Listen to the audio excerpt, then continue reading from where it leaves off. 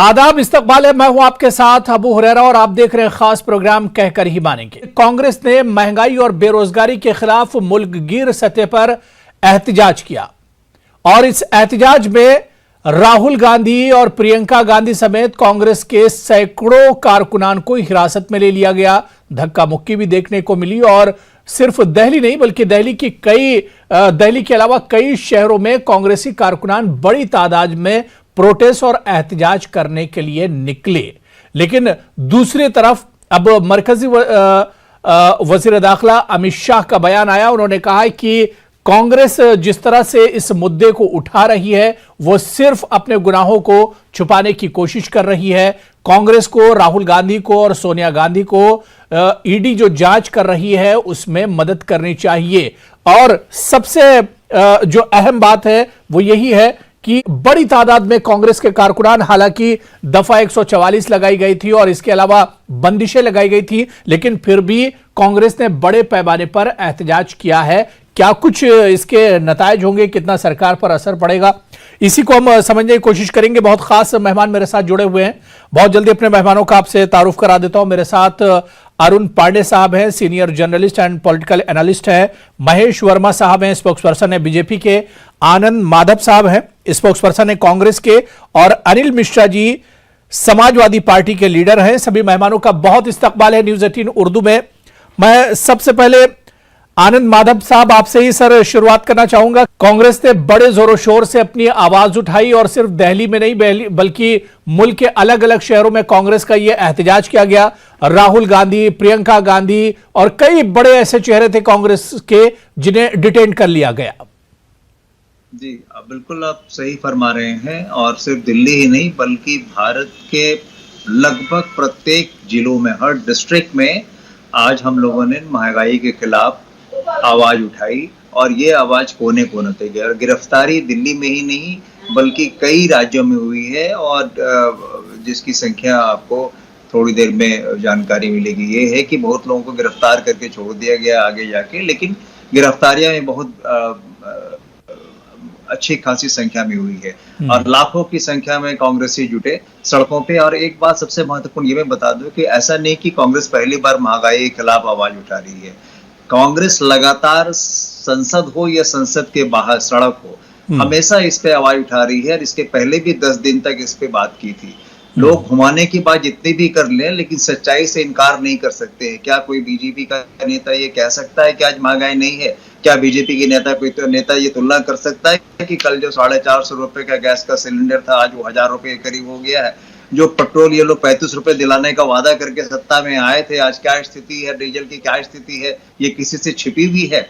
जो आज के अभी आपने भी जानकारी दी अपने समाचार में और इसके पहले भी आया, रेपो रेट में आपने वृद्धि करवाई की इसमें, तो ये भी तो असर पड़ेगा पूरे महंगाई पे है ना। और खास करके आपको ये समझना पड़ेगा कि पूरे देश में दो तबका, मध्यम वर्गीय तबका और हमारा निचला तबका, उसकी कमर टूट गई है। और एक तो पहले कोरोना में लाखों लोगों की नौकरियां चली गई, तो उनके घर में कमाने वाले भी कम बचे में किसी तरह से गुजारा चल रहा है। ऐसे में वो क्या करेंगे, कहां जाएंगे, किसके सामने फरियाद करेंगे? दूसरी एक महत्वपूर्ण बात यह है कि संसद के सदस्य जो हमारे हैं वो सारे माननीय सदस्यों ने ये राष्ट्रपति महोदया से ये कहा कि भाई हमको वहां पे प्रतिवेदन देना है। तो उसमें जहां जनता का नुकसान हो रहा था, आपको भय किस बात का है? आप डर किस बात से रहे कि आपने 144 लागू कर दिया? वो उनको जाने देते, उनको अपना प्रतिवेदन देना चाहिए, क्योंकि विपक्ष की भूमिका बहुत महत्वपूर्ण है जिसको आप लोग इग्नोर कर रहे हैं और अनावश्यक चीजों में लोगों का नहीं। बिल्कुल, अब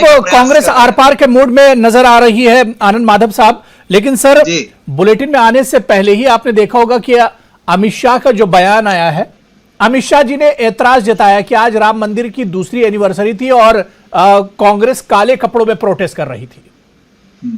देखिए, काला कपड़ा जो है वो विरोध होता है और इनको सिवाय राम राम के और कुछ याद रहता ही नहीं है। न जनता याद रहती है, न महंगाई याद रहता है, न बेरोजगारी याद रहती है, न इनको डिमोनेटाइजेशन याद रहता है, न इनको इन्फ्लेशन याद रहता है। और जो परिस्थितियां बदल रही हैं, समाज जो किस तरह से आज डिविसिव पॉलिटिक्स ये कर रहे हैं, सिर्फ इनको एक यही याद रहता है, इसके अलावा और कुछ नहीं याद रहता है। इसीलिए ये बातों को बरगलाने की बात है। दूसरी बात, एक बात और भी कहूंगा कि जहां तक ये बार बार जो दोहराया जा रहा है ईडी का केस, अरे भाई, जिस केस में बहुत पहले क्लियरेंस सब कुछ मिल चुका है और उसमें जांच में हर कोई सहयोग कर रहा है। आपने 50-55 घंटे राहुल जी से पूछे, आपने सोनिया जी जो इतने बड़े पार्टी की नेता है, अध्यक्षा है, राष्ट्रीय अध्यक्षा है, आप उनके पास नहीं जाके आपने उनको बुलाया।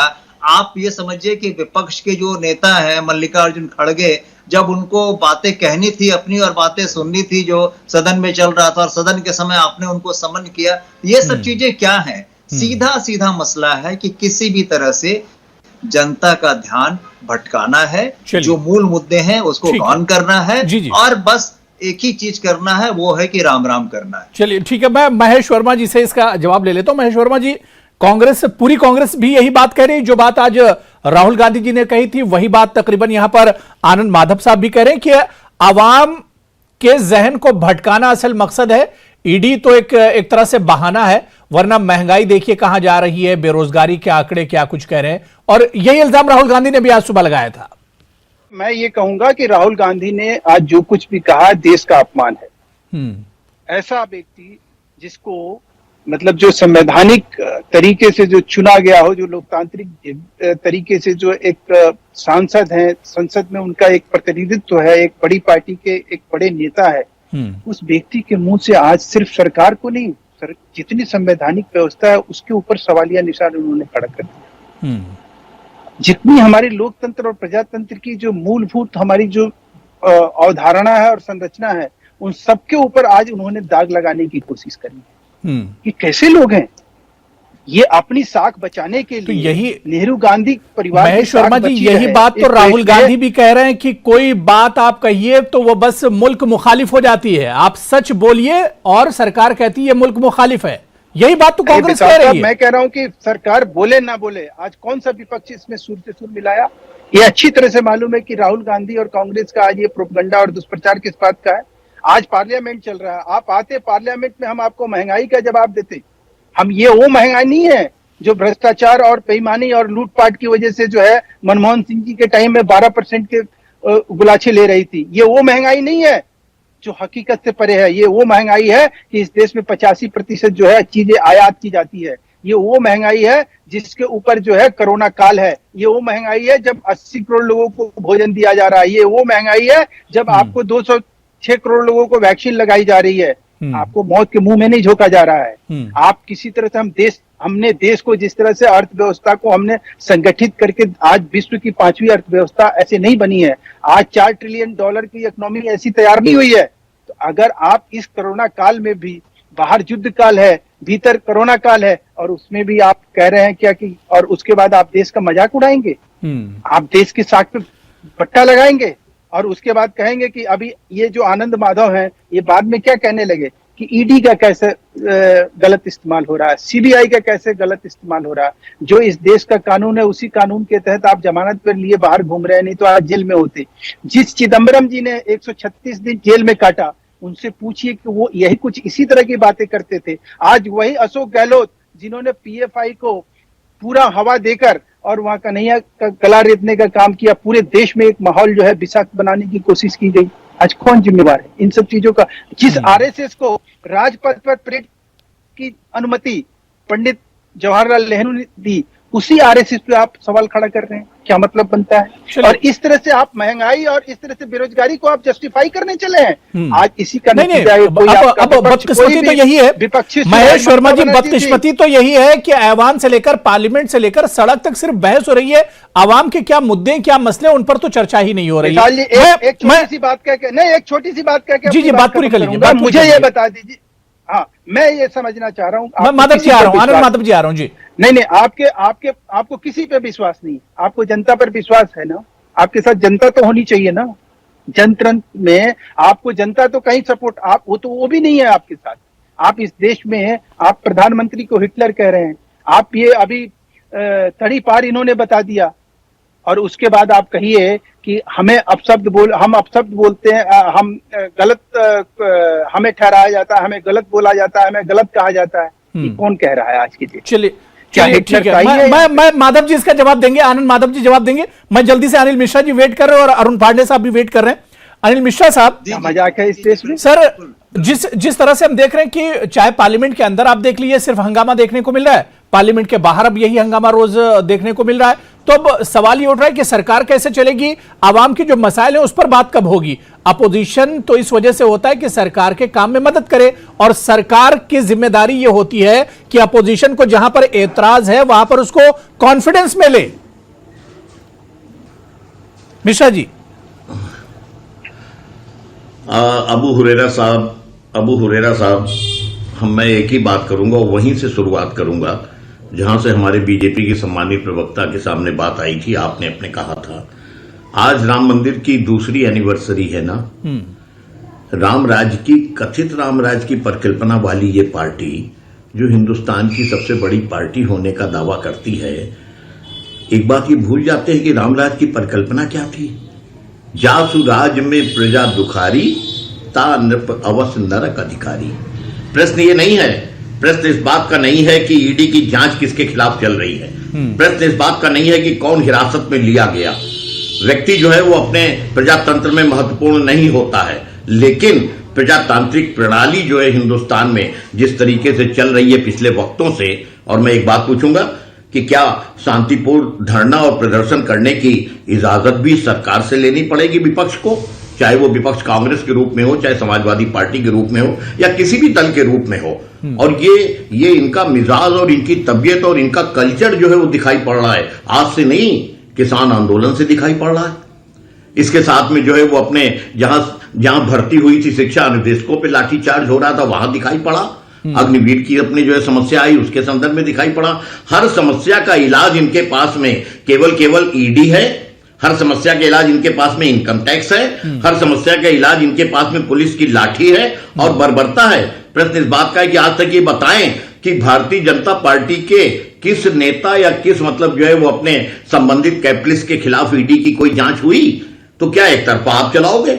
और जब एक तरफा मनमानी करोगे तो चाहे कोई आरोप लगाए, कांग्रेस आरोप लगा सकती, वो भी आपका अपना कर्तव्य है कि महंगाई जो है वो क्यों बढ़ती चली जा रही है, आपका अपना कर्तव्य है कि बेरोजगारी क्यों बढ़ती चली जा रही है। और कानून की बात जब कर रहे हैं हमारे भाजपा के सम्मानित साथी, तो वो भूल गए कि संवैधानिक शपथ जो है जब एमपी लेते हैं, संवैधानिक शपथ जो है जब मंत्री लेते हैं, तो उसके कितने भाग होते हैं।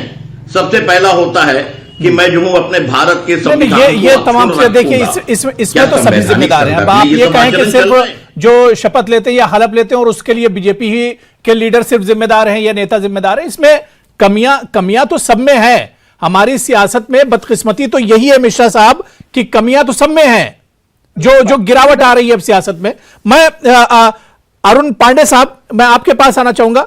सर, मुल्क की सियासत को किस तरह से आप देख रहे हैं? अब ये किस तरफ जा रही है सियासत? क्योंकि अपोजिशन के लीडर अब खुलेआम चीजें कह रहे हैं। राहुल गांधी अब यहां पर कुछ छुपा नहीं रहे हैं, बल्कि उन्होंने कहा कि जो सरकार है वो किस तरह से जो इंस्टीट्यूशंस हैं, जो इदारे हैं, उनका गलत इस्तेमाल कर रही है। किस तरह से कहा जा रहा है कि ईडी और सीबीआई का इस्तेमाल किया जा रहा है, मतलब खुलेआम चीजें सामने बातें की जा रही हैं। तो अब इस सियासत को किस तरह से देखा जाए? नहीं, देखिए दोनों चीज है इसमें। आज देश में आसमान छूती महंगाई, बिल्कुल, और 2 साल कोरोना की त्रासदी के बाद जो एक बेरोजगार की समस्या ढंग से बढ़ी है, बिल्कुल तमाम जनता की समस्या। और मैं टाइम में ये कह सकते हैं कि सरकार इस मुद्दे पर दिख रही है।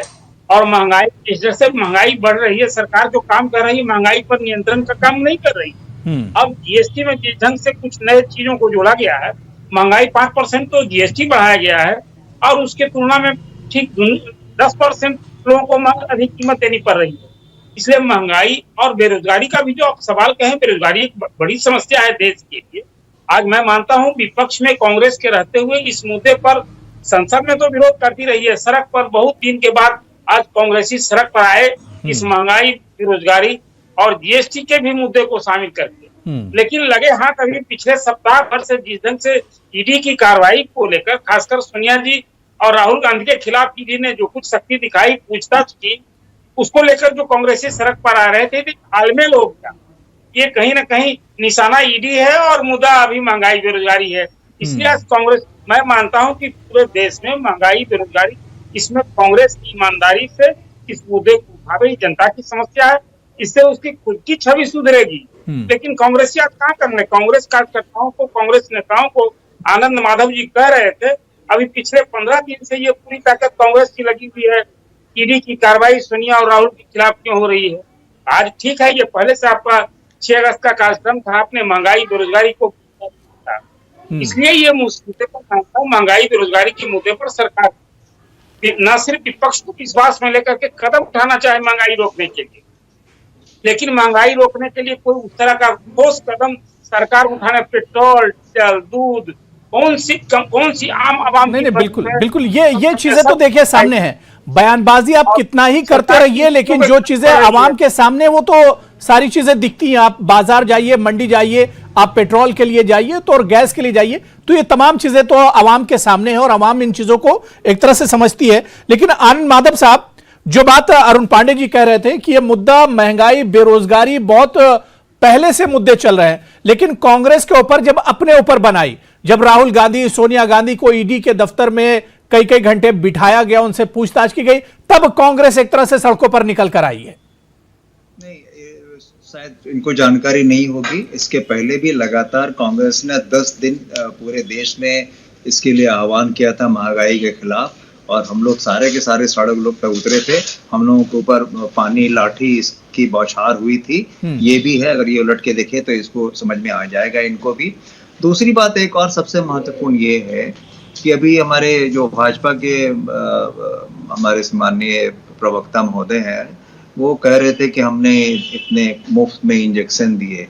मुफ्त में इंजेक्शन दिए इसीलिए तो दूसरी तरफ से आप खून चूसेंगे, पहली बात। दूसरी बात, करोड़ों रुपए का आपने विज्ञापन करके और अपने माननीय प्रधानमंत्री जी का फोटो चमकाते हुए और सारे सर्टिफिकेट पे माननीय प्रधानमंत्री जी का प्रचार आपने पूरे देश में किया, तो मुफ्त में आपने कहाँ दिया? आपने तो प्रचार में उसकी कीमत वसूल ली, और उसके अलावा आप शरीर से खून चूस रहे हैं हम लोगों का बैठ के, ये भी तो आपको देखना पड़ेगा ना। और तीसरी बात ये है जो सबसे उससे महत्वपूर्ण है कि इनको दिखता नहीं है, इनके ऊपर जो चश्मा चढ़ा है ना, वो एक ही चश्मा चढ़ा है। अब वो चश्मा क्या चढ़ा है ये किसी से छिपा हुआ नहीं है।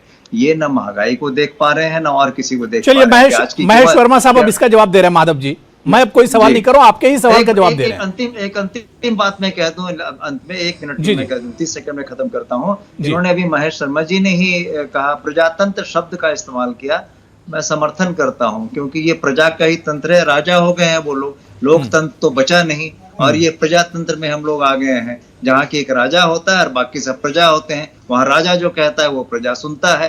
राजा को मन हुआ तो प्रजा को तुरंत फांसी पे चढ़ा दो, राजा को मन हुआ तो प्रजा को इनाम दे दो। तो वही सच्ची बात जो है इनके मुंह से निकल गई। महेश वर्मा जी, क्या अब यही माहौल बन गया है? संवैधानिक संस्थाएं ध्वस्त हो चुकी हैं, राजा और प्रजा वाला माहौल बन गया है। जी महेश वर्मा जी, मैं भी ये कह रहा हूँ कि राजा और प्रभु तो आप बनकर बातों को रख रहे हो। इस तरह की आप न देश के विधि विधान में आपका विश्वास रहा, न देश के किसी कानून व्यवस्था में आपको विश्वास रहा। आपने आज स्पष्ट कर दिया। दूसरी बात, संस्थाओं को भाई साहब, दूसरी बात मैं ये कहूंगा कि देश के सर्वोच्च न्यायालय में अपनी झूठ के लिए माफी किसने मांगी? राहुल गांधी। आज वो कह रहे हैं कि सरकार झूठ बोल रही है। अरे आप तो प्रामाणिक रूप से झूठे इंसान हो। इस देश में राजनीति करने का आपने अधिकार और नैतिकता खो दी है। तीसरी इम्पोर्टेंट बात कि आपको लग रहा है, मैं बीच में नहीं बोला हूँ, आपकी बड़ी गंदी आदत है आनंद माधव जी, या तो आप बोल लीजिए नहीं तो मुझे बोलने दीजिए। ये आपका बहुत तरीका गलत है। ये क्या तरीका है भाई? मैंने बीच में बोला आपके, आप सुनिए आराम से, आप आराम से सुन लीजिए, उसके बाद बोलिएगा। आपको क्यों मिर्ची लग रही है? आपका जब नेता अक्षम है, उसके पास कोई विजन नहीं है, कोई रीजन नहीं है इस देश में राजनीति करने का, वो दोहरी नागरिकता लेकर इस देश में राजनीति कर रहा है, उसके बारे में आप क्या बात करिएगा? उसको लेकर आप किस तरह के सवाल खड़ा करते हैं? एक बात। दूसरी बात, ये महंगाई पे बात नहीं करेंगे, आप सुनिए, महंगाई के कीमतों पे बात नहीं करेंगे। चलिए महंगाई पर जवाब दे रहे हैं महेश वर्मा जी, जवाब दे रहे हैं। आनंद माधव जी महंगाई पर ही जवाब दे रहे हैं जी। उसके अंदर विजडम है, उसके अंदर कौशल है। आए पार्लियामेंट सरकार एक एक चीज की जवाबदेही तय करेगी, अपनी भी और विपक्ष की भी। उसको भी बताएगी। चलिए ठीक है, मैं ठीक है अनिल मिश्रा जी से एक कमेंट और ले लेता हूं। ठीक है ठीक है, बात हो गई। महेश जी बात हो गई। आनंद माधव जी देखिए, मैं सबको मौका दे रहा हूं और मैं नहीं चाह रहा हूं कि पार्लियामेंट जैसा माहौल यहां भी बने, यह सड़क पर जिस तरह की अब हंगामा हो रहा है उस तरह का माहौल डिबेट में भी बने। बहुत अच्छे से सबने अपनी अपनी बात रखी है।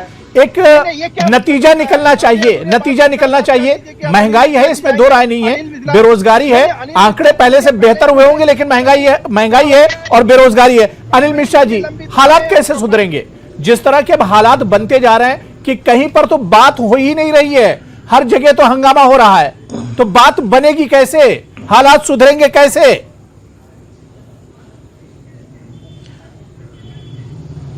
यही सवाल हम इनसे करते हैं जी। और अभी देखिए इनके जवाब में भी इनका पूरा अंदाज झलक गया। अभी इन्होंने सबसे आखिरी वाक्य ये बोला था भारतीय जनता पार्टी के सम्मानित साथी ने कि सरकार तय करेगी कि विपक्ष जो है वो कैसे चलेगा। प्रश्न इस बात का नहीं है, भारत का संविधान तय करेगा, यहाँ का प्रजातंत्र तय करेगा। महंगाई और बेरोजगारी मुख्य मुद्दे हैं जिसने आम आदमी के जीवन को प्रभावित किया। अनर्गल प्रलाप कर रहे हैं, देखिए मतलब हमें बदनाम करने की महंगाई और कोशिश कर रहे हैं। क्या फिर मतलब आपने बनता बोलना है? शुरू किया, आप भी वही काम कर रहे हैं। नहीं, हम क्यों न करें? जब आप मैं कह रहा हूं कि बोलेंगे, आप हमने सुनने कब का भी बोला? साहस रखिए, सत्य को सुनने का साहस रखिए। सत्य आप आप आवाज बोलेंगे दबा तब हम सुनेंगे नहीं ना। दबा सकते हो, आवाज आप नहीं दबा सकते हो।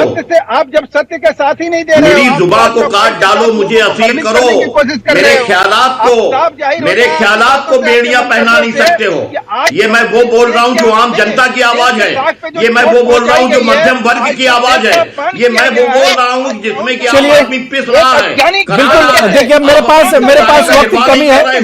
मैं इसी उम्मीद के साथ बैठा था डिबेट करने की बेरोजगारी पर, महंगाई पर जिसे अपोजिशन लेकर उठी है या जिस पर सरकार के अपने दावे हैं उस इशू पर हम अच्छे से बात करेंगे। लेकिन यहां पर भी डिबेट का जो खात्मा हो रहा है वो हंगामे पर ही हो रहा है और कोई नतीजे पर हम नहीं पहुंचे। अब सवाल ये उठ रहा है कि अगर आवाम परेशान है महंगाई को लेकर या बेरोजगारी को लेकर, तो सरकार और अपोजिशन दोनों को साथ में आना चाहिए और दोनों को मसले का हल निकालना चाहिए। बहुत बहुत शुक्रिया मेरे साथ जुड़ने के लिए अनिल मिश्रा जी, आनंद माधव साहब, महेश वर्मा जी और अरुण पांडे साहब, सभी का बहुत बहुत शुक्रिया इस चर्चा में जुड़ने के लिए। आदाब।